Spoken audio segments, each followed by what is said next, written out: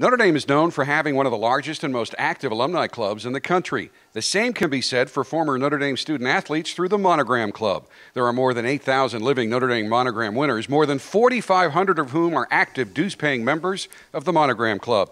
The club keeps its members up to date on what's going on with Notre Dame athletics in many different ways, including written materials and numerous events both on and off campus. Our second guest today is the man who oversees the Monogram Club and its talented staff, 2001 Notre Dame graduate and baseball Monogram winner Brant Ust, who has been kind enough to join us here on the Jack Swarbrick Show this week.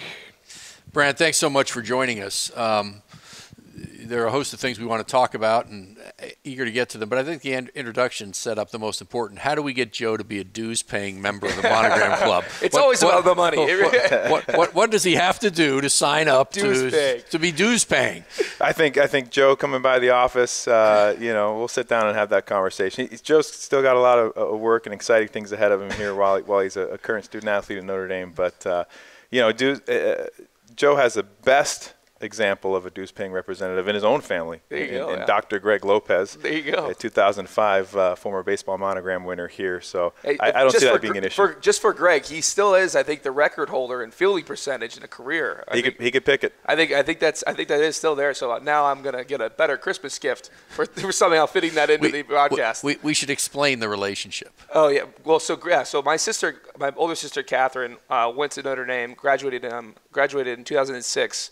And married my brother-in-law, Greg Lopez, who, Dr. Greg Lopez now, gave up on his baseball dreams after getting injured. But he was a captain of the baseball team. Yep. They won the Big East Championship, I think, 4 times while he was here. 2-time captain, rather. And so now he's a father, just like you are. And you guys get to hang out when he comes to town, which is cool. So. And he's very, very proud brother-in-law every home football weekend as we see all of the kids decked out in the Joe Schmidt jerseys. Uncle Joe. Yeah, they're the best. I really am so fortunate. So if there was any other sport I could play at Notre Dame, it would have been baseball. So it's been fun to kind of be involved with the program and watch them grow. They're doing great things over there. So absolutely, yeah. The introduction talked a little bit about you helping us to keep the former Monogram winners connected to the university. But important role the club plays is supporting the current student athletes. Talk to us a little bit about the activities that the club engages in that benefit Joe and others. Absolutely, and it's been a real benefit to being a member of the Monogram Club is they see the immediate impact that they can have on the current student athletes' lives and making an already unique experience even more so. We host 2 letter jacket ceremonies each year, one for the fall, one for the spring, where it's you're receiving your first monogram, and there are a lot of different stories to that point. It could be right after a very successful freshman year. It could be something you've fought and trained and earned your way as a senior. And so just that, by definition, of receiving that first monogram is a special ceremony and a special event. We've worked more and more now to supply and be able to provide unique opportunities as part of team hosting opportunities when teams either are on the road here domestically or as part of their foreign trips as well. The Monogram Club is able to support for unique ventures like white water rafting in Italy for the women's lacrosse team, or a tour of the Miami Zoo for the women's basketball team last year as well too.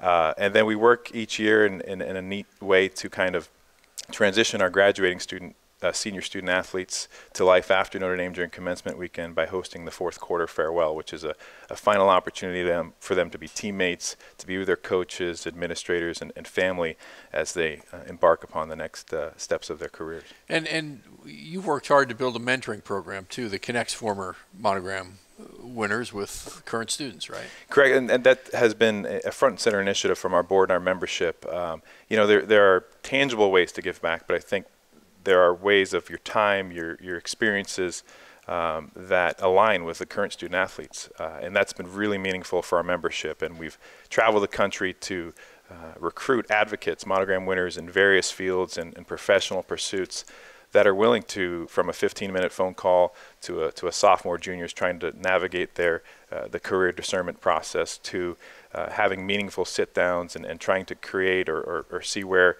unique internships or externships can be created that fit the demands of the unique demands of student-athlete schedules. With the Monogram Club, I think it's always I feel like it's always just said like, oh, I was a Monogram winner at the University of Notre Dame, and I don't know if really people understand what that what that really means a lot of the time, and how maybe difficult it is to kind of get a monogram. Can you kind of go over maybe, and I know I think it varies from sport to sport on how you obtain a monogram, but maybe go over like what the requirements are to become a letter winner here at Notre Dame.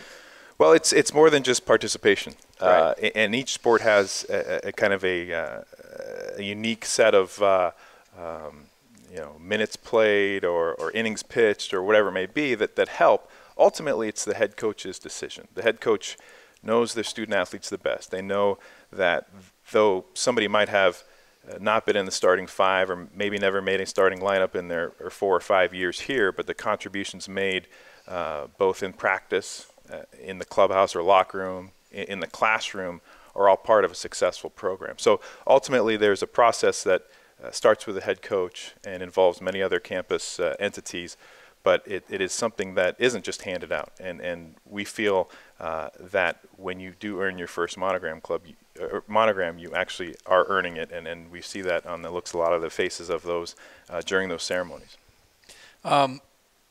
There are versions of this enterprise around the country and other schools, but in many ways, this is sort of the standard bearer for monogram or letterman associations, isn't it? Correct. We're in a very fortunate position to be an industry leader for National Letter Winners Associations, and there is an actual conference of many schools. You'd be surprised at some schools where they're at in the process, schools with a lot of rich tradition in their athletics that maybe are just getting going on recognizing and realizing the importance of this connection to their former student athletes. And Notre Dame, this far predates my time coming back into this position, but the Monogram Club has been that industry leader.